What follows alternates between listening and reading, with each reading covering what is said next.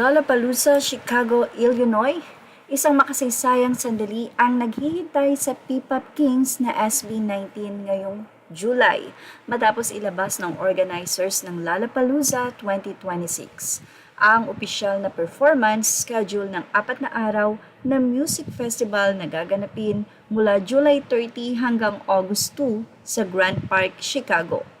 Ayon sa pinakahuling anunsyo ng festival, nakatakda ng mag-perform ang SB19 sa unang araw, July 30, bandang 4:45 p.m. Chicago time o Miyerkules ng umaga naman dito sa Pilipinas. Kasabay nilang tampok sa araw ding iyon sina Lord, DJ Jan Summit at Empire of the Sun sa pangunahing entablado. Ito ang kauna-unahang pagkakataon na may Filipinong grupo na opisyal na kabilang sa lineup ng isa sa pinakamalalaking music festivals sa mundo. Isang milestone para sa P-pop at sa kulturang Pilipino. Matatandaang inanunsyo ng SB19 ang kanilang pagkakasama sa lineup noong Marso.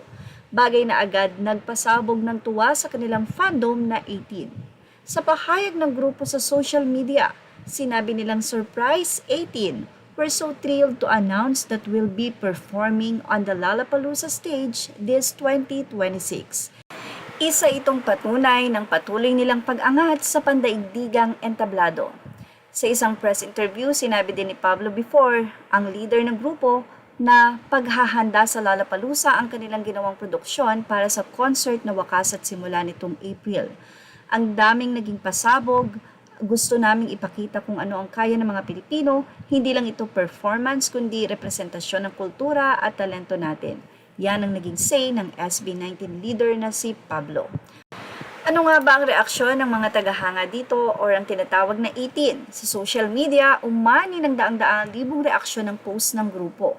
Trending agad sa X, dating Twitter, ang hashtag na #SB19GoesLala at Proud18. Proud ating.